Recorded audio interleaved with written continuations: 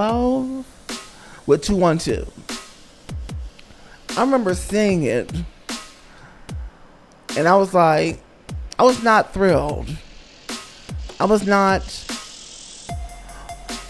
pulled in. I was not a fan because I don't know. Just the music video to me didn't it kind of turned me off from the song itself. But even when hearing it in the clubs, I love electronic dance music. All right, I do. It's where I come from, right? It's actually my brand away from YouTube, right? But for some reason, I just wasn't getting the song and the music video. That I didn't care for it. I don't know why. That's just what my head was. That's what it was. And so I basically kind of wrote Azealia Banks off right then and there because I. Hello. How are you today? Me, I'm doing good.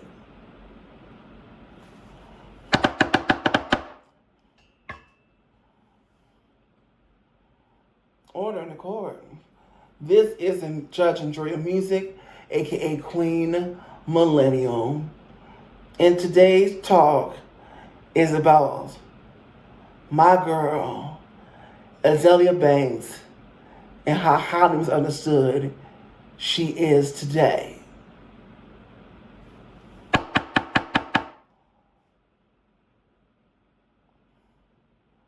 I did not realize this was such a brilliant artist until I decided to go back into her catalog because of some other music I had been offered to me by her previously in the past.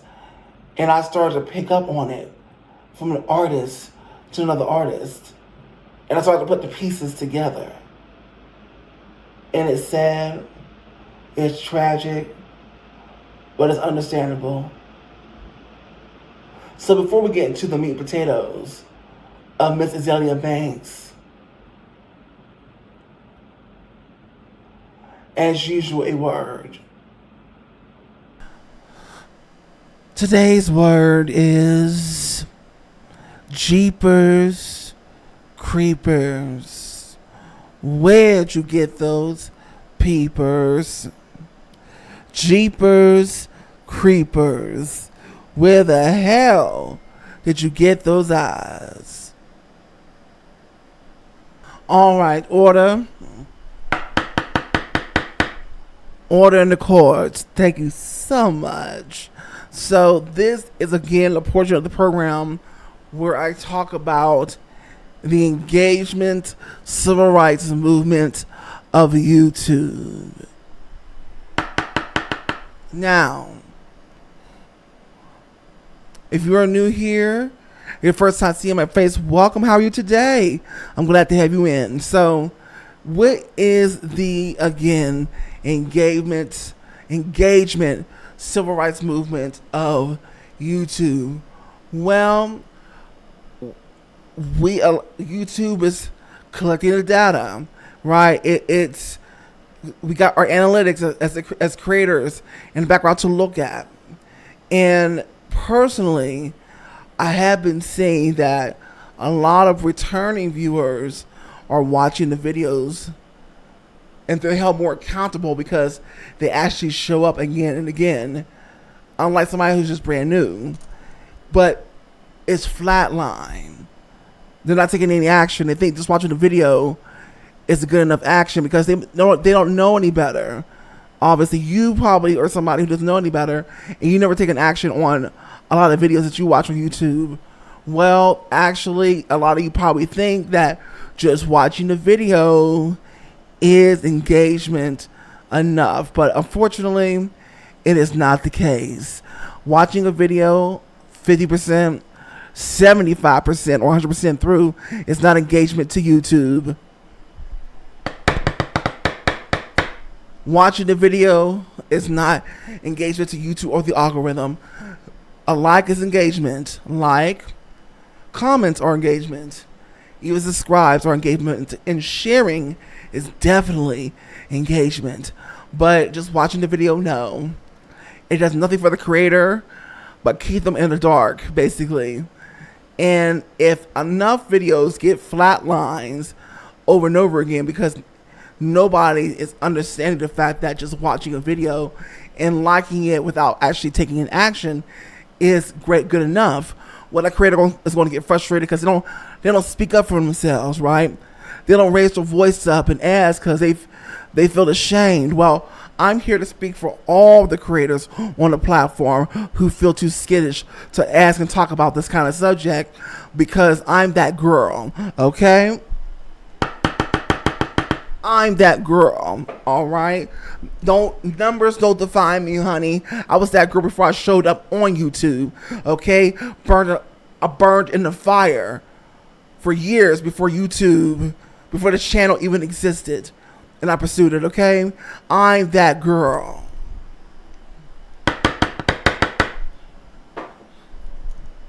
Now, the moral of the story is, if you like the videos, that you come back for more, especially you returning people, and you like what you're seeing, well, please actually engage with the video, okay? That means the only thing you want to do is press the like button before you leave. Do that as a courtesy.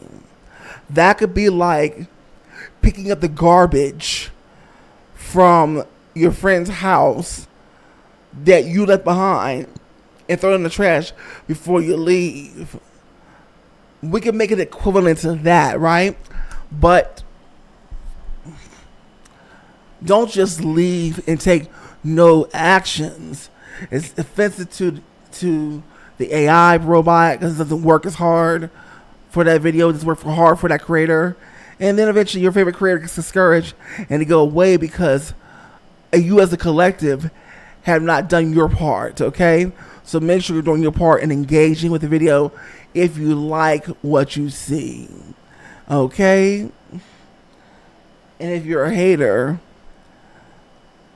we'll talk about that later, because I don't want to give you haters the real formula to YouTube, okay? I'll let you guys keep stewing about that and falling into the trap. Anyway, for those of you who just don't like the video, you don't matter. This is a conversation for you. This is for the lovers, the likers, okay? Loving the personality, all of that. Ooh, there goes the crown, honey. Anyway, this particular session of the engagement civil rights movement is over. Adjourned. Until next time. This is It's That Girl or It's Not That Girl.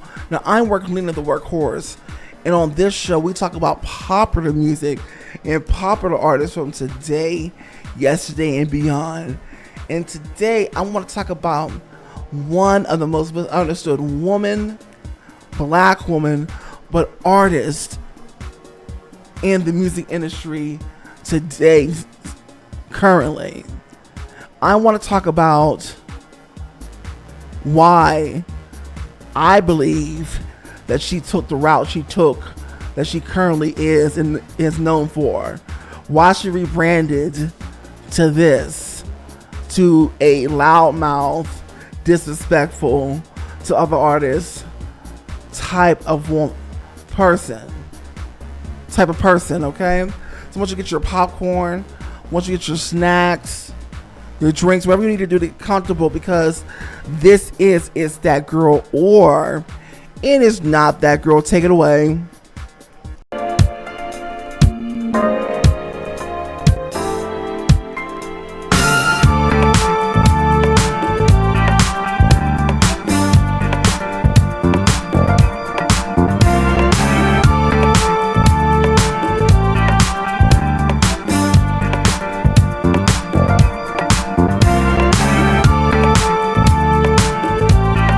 Welcome back to It's That Girl or It's Not That Girl. Now, I'm Peyton 3.0, the artist, the musician, the entertainer, not the content creator, not the YouTuber and not the influencer, okay? If you, I'm sorry, those are great platform and tools to build the brand, the business, the name, the reputation up, but most importantly, the community. And hopefully you, yes you, will join this community today by hitting that like button. It means actually engaging, okay, if you like the video. And share people that you know that like artist commentary, reaction, and reviews. And of course, to truly become a part of this community today, you have to subscribe, you have to comment, and notification bell, okay? Now, we're gonna roll right on into this thing. Now, I remember when Miss Azealia Banks came out in, was that 2012? With 212. I remember seeing it, and I was like, I was not thrilled. I was not pulled in. I was not a fan because I don't know. Just the music video to me didn't. It kind of turned me off from the song itself. But even when hearing it in the clubs, I love electronic dance music. All right, I do. It's where I come from, right? It's actually my brand away from YouTube, right? But for some reason, I just wasn't getting the song and the music video that I didn't care for it. I don't know why. That's just where my head was. That's what it was. And so I basically kind of wrote Azealia Banks off right then and there because I just didn't like the video or the song, okay? And so it would take me to hear something else from her to latch on to her. And I think the next thing I would actually hear from her, believe it or not, would be Anna Wintour, okay? And I was like, ooh, okay. And she's singing, and I said, I love her tone, okay? She was really singing, honey. I said, okay. And I know that at times when she's not focusing, because I don't know if Azealia Banks actually has real like technique when she's singing, you know, or she's just going off of instinct, because not all singers can do the instinct thing because they don't always sound as great. They're not always consistent, right? And Azealia Banks sounds like one of those people who is an instinct person, but the instincts they working out because sometimes the words sound garbled and the tone gets garbled too when she's singing. But when she's clear enough, the vocal tone is immediately recognizable, and she's a beautiful singer when she's doing it correctly, right?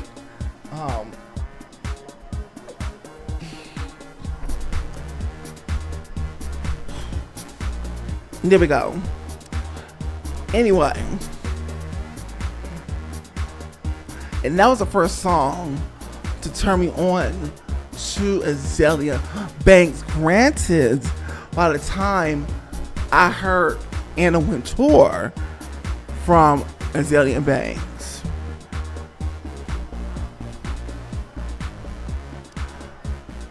she had already become this social media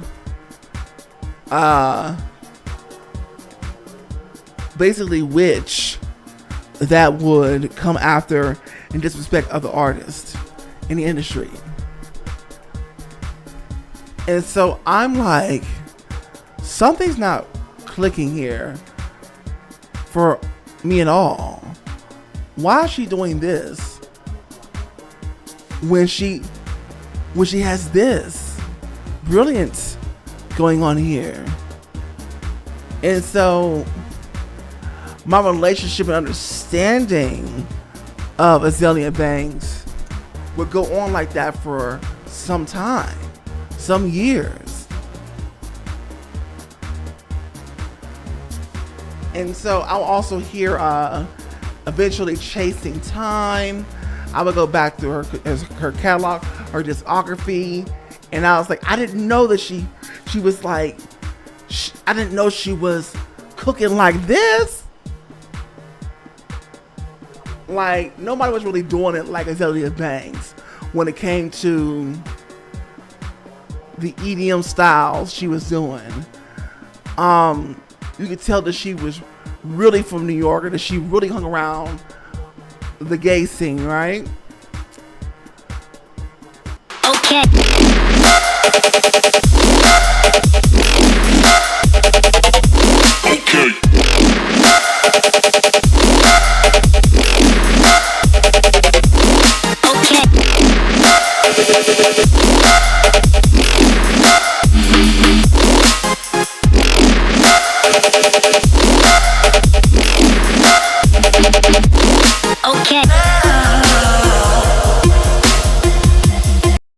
Welcome to the halftime show. What's today's date? Today's date is Thursday, June 26th. All right, let's get the show started off right.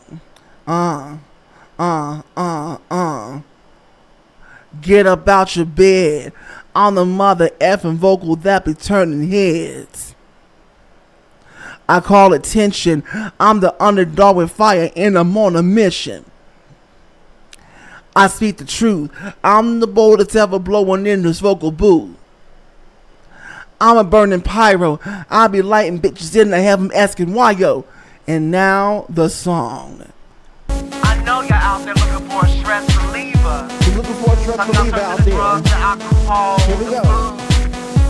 But let me tell you what you need to do. Here we go. Blood pressure, you worked all day like the messenger. Work so hard that the bills are high. All you do is cry me a freaking try. Watch that clock every freaking day. Still on your money, you got to pay. Fuck that shit, man, you need relief. But you got is free for the fucking cheap. Some take care of the freaking kids. Munching your plate for your freaking lid. Stress too much, always in a rush. You need even brushing, you're feeling flush. What is it that you're gonna do? Gonna have some relieving you. Time to get out when the music plays every freaking day. All I gotta say is jump, turn that music loud. I wanna see no hands in the crowd. You gotta get it turned up, get it turned up, get it turned up, get it turned up. Lose your mind to the beat. Shake it up, keep moving your feet. You gotta get it turned up, get it turned up, get it turned up, get it turned up. Get the stress. And that is all I will be giving you, okay? Anyway, if you want to hear that song in its entirety, then comment in the comment section. You ready? Let me hear that song. And I most certainly will, absolutely for free.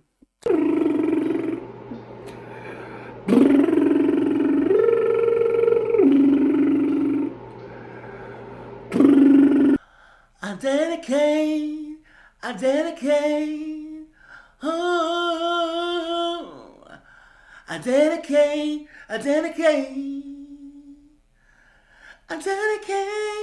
to you. This song's for you. I give you my voice. This song for you. You.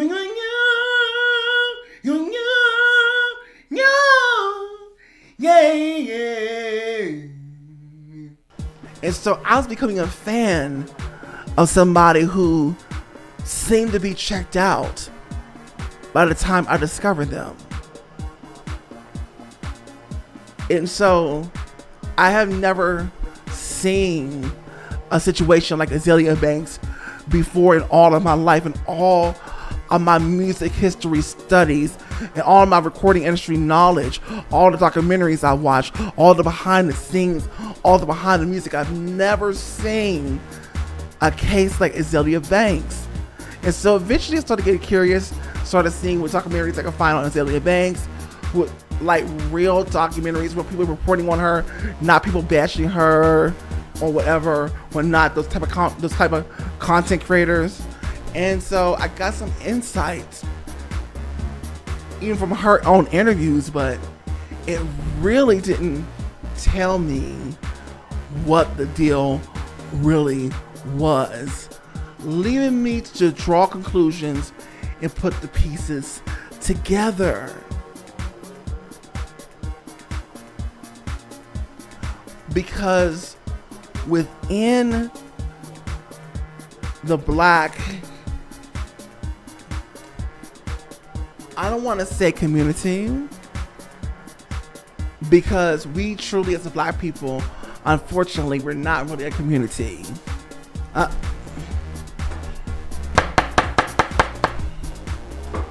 We're not really a community. We're a little too diverse. Or I should say, we're not one note. We're not really monolith enough to be a community.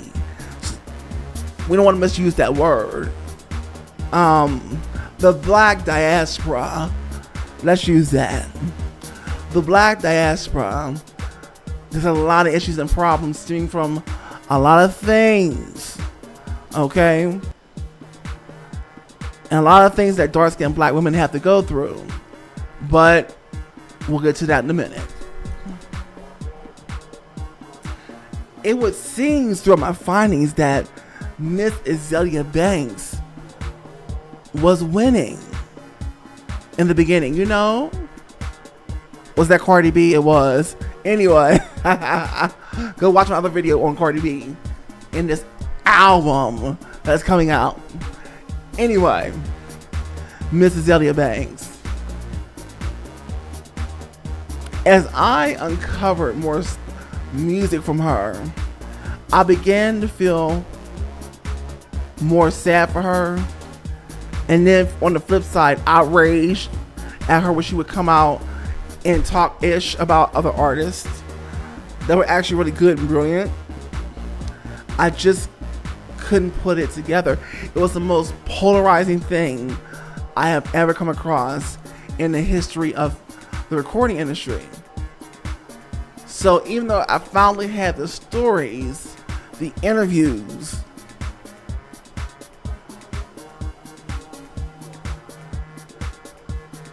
it only left me to put conclusions together about why Azealia Banks ended up the way that she did. We all know this industry is shiesty to artists. And she was no different from being taken advantage behind the scenes by some top A-listers in the game, to things that we don't even know about, that hasn't been said on the record. And I could tell that Azealia Banks is actually a very intelligent woman.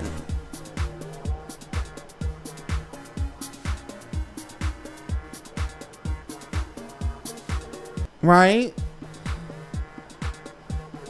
A very intelligent woman. A lot of women in her position would have ended up either just leaving and gone quiet, because the industry wasn't giving her what she needed. You know, from her having to fund her own music videos, to her trying to get the attention that she needed, from her being taken advantage of, to her only getting a few quality, decent, like, videos out there.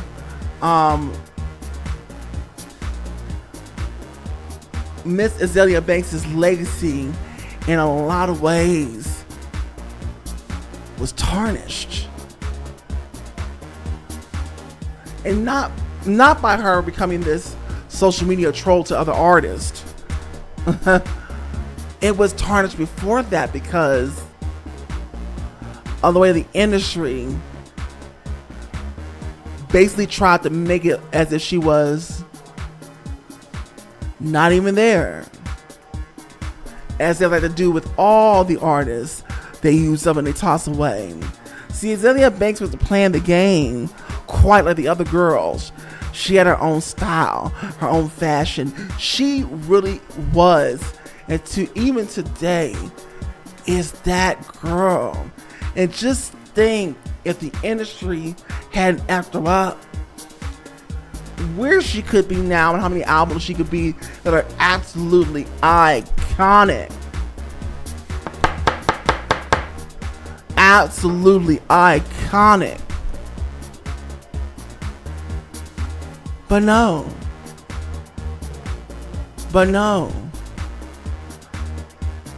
They messed her up in the head. They violated her body. Just like they did with so many. Some deciding to stick around and fight, very few. And others just being tossed to the side and crawling away, never to be heard from again.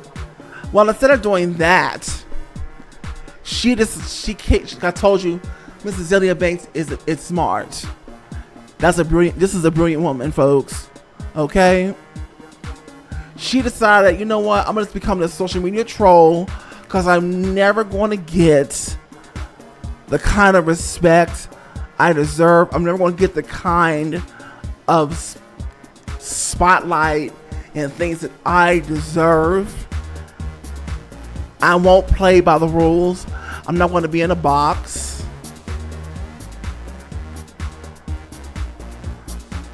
Right? She's also out there competing with heavyweights like Nicki Minaj.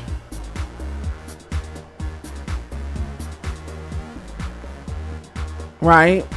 And we all know that Nicki Minaj didn't want any competition, honey. We know that Nicki Minaj didn't want any other girls that were excellent or somewhat better than her. But this is not a correlation between anything Nicki Minaj did or did she have any or the fact she didn't really have anything to do with this. Right? Just throwing it out. Just throwing that fact out there. Okay? Azealia Banks should have really truly been more than that girl. Okay? Because that's how brilliant she actually was. In the behind the scenes, they tried to dim her light. They tried to dumb her down. Behind the scenes of the slimy music industry, they tried to bring her down to her knees. But Azealia Banks just was not that girl.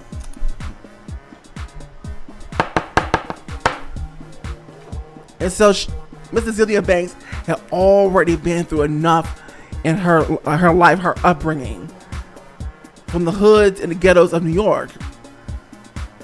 And so she decided, you know what, I've had enough. She could have just went away. She's thrown her lawsuits, right? She's thrown her lawsuits at the industry. She's fought. She's been fighting, but she also decided to rebrand herself as a social media troll, right? Not sure if she's making any money from that, by the way. I mean, she's doing the witchcraft thing. She's doing the witchcraft. She knows stuff will catch attention with the chickens, and she has her own little store online. She's selling her little merchandise. You know, her name continues to be a mouse, whether negative or positive. But I do not personally want to look at Azealia Banks, the troll. I don't want to remember her for that, even though that's her current state. I want to look at her as the artist that's still inside there. She'll produce a song every now and then, but it's being overshadowed by her brand as a troll. because the music still burns bright within her. The creativity that is Azealia Banks, a true artist, is there. And when you're a true artist, you can't just let that go and not create.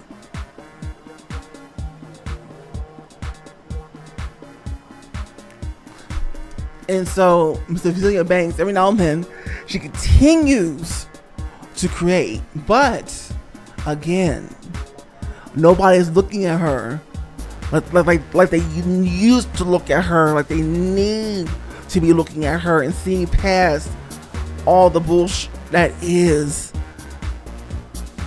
whatever this troll crap is, right?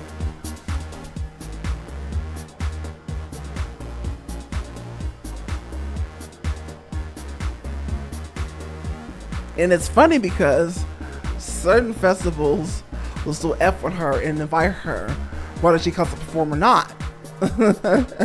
That's the funny part. But all to say, I'd rather look at Azealia Banks more for the art, the brilliant artist that she is, and revisit her works than to remember her for the troll character she continues to put on. That's how I'm deciding from this point on to look at Miss Azealia Banks.